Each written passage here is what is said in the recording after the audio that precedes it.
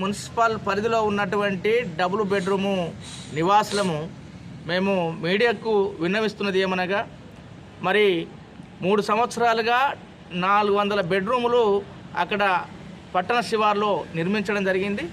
దాదాపుగా 1500 పైసలకు అక్కడ పాపులేషన్ కలిగినారు. మరి ఓటర్స్కి సంబంధించినటువంటి చూసినప్పుడు ఒకే వార్డుగా అది లేదు, 12 వార్డులలో చెల్లాచెదురుగా ఉన్నటువంటి పరిస్థితి ఉంది. మరి 12 వార్డులలో చెల్లాచెదురుగా ఉండడం అనేటువంటిది ఇది ఏ రాజ్యాంగంలో లేదు. మరి ఇది ప్రజాస్వామ్యాన్ని కూని చేసేగా ఉంది, అపహాస్యం చేసేగా ఉంది. మరి వాళ్ళ పేదల బాధలు పట్టించుకునేడానికి మరి ఏ కౌన్సిలర్ రానటువంటి పరిస్థితి కూడా అక్కడ ఉంది. కాబట్టి మరి ఇలాంటి స్థితిలో 3 సంవత్సరాలు వేచి చూసినటువంటి వాళ్ళం కలెక్టర్ గారికి, మున్సిపల్ కమిషనర్ గారికి, ప్రభుత్వ అధికారులందరికీ కూడా మేము విన్నవించుకున్నప్పటికీ వారు నిర్లక్ష్యంగా వ్యవహరించింది అనేటువంటిది స్పష్టంగా అర్థమై మరి మా గోడును ఎవరికి చెప్పుకోవాలనేటువంటిది ఆలోచనతోటి గౌరవ హైకోర్టును ఆశ్రయించడం జరిగింది.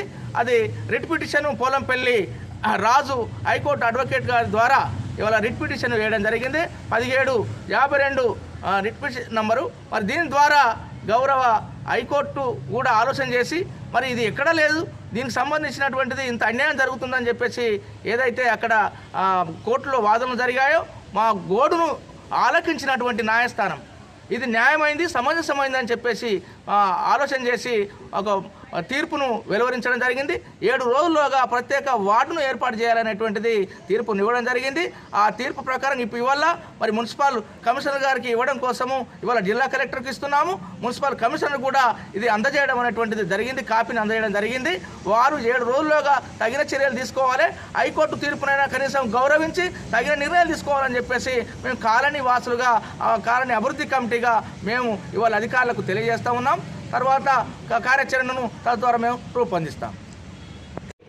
ఖానాపూర్ మున్సిపాలిటీ పరిధిలో ఉన్నటువంటి డబుల్ బెడ్రూమ్కి సంబంధించి 3 సంవత్సరాలుగా 400 బెడ్రూమ్లు అక్కడ నిర్మించారు. దాదాపు 1500 మంది పాపులేషన్ అక్కడ ఉన్నటువంటి ఓటర్స్ అక్కడే ఉన్నారు.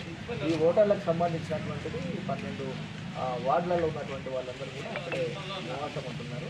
మేము మరి 3 సంవత్సరాలుగా దాన్ని సపరేట్ వార్డుగా చేయాలని చెప్పేసి కలెక్టర్ గారికి అనేక దఫాలుగా మేము విన్నవించుకోవడం జరిగింది. ఆయన వారు స్పందించలేదు, ప్రత్యేక వార్డును ఏర్పాటు చేయడంలో నిర్లక్ష్యం వహించారు. మరి ఇట్లా రాజ్యాంగం ప్రజాస్వామ్యాన్ని అపహాస్యం చేసేటువంటి పద్ధతిలో ఇవాళ అధికారుల తీరు ఉన్నది.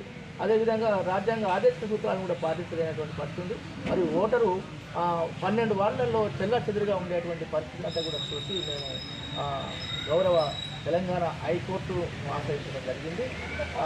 పోలంపల్లి రాజు అనేటువంటి హైకోర్టు అడ్వకేట్ ద్వారా మేము హైకోర్టును మేము పిటిషన్ పెట్టడం ద్వారా ఆ పిటిషన్ ద్వారా వాళ్ళు వెంటనే ఆ రిట్ పిటిషన్ వెంటనే ఆలకించి మా గోడును ఆలకించినటువంటి గౌరవ హైకోర్టు వెంటనే 7 రోజుల్లోగా ఇది ప్రత్యేక వార్డును చేయాలని చెప్పేసి ఆదేశాలు అనేటువంటి ఉత్తర్వులు ఇవ్వడం అనేటువంటిది జరిగింది. ఆ విధంగా ఈరోజు ఆ ఉత్తర్వుల కాపీని ఇవాళ మీకు మున్సిపల్ చైర్మన్ గారికి అందజేయాలనే ఉద్దేశంతో ఇక్కడికి వచ్చాం. చైర్మన్ గారు లేరు, మీకు కమిషనర్ గారు లేరు, కమిషనర్ గారికి అందజేద్దామని వచ్చాం. కాబట్టి లేరు కాబట్టి మీకు ఈ సంబంధిత ఏదైతే ఉందో ఇది ప్రజాస్వామ్య విజయం, ఒక రకంగా పేదల విజయం. ఇది పేదల యొక్క ఓటరు యొక్క విజయం అనేటువంటిది మేము తెలియజేస్తూ ఉన్నాం, కోరుతా ఉన్నాం. అట్లా 7 రోజుల్లోగా ఇది చేయాలని చెప్పేసి తగిన చర్యలు తీసుకోవాలని చెప్పేసి మేము విన్నాం.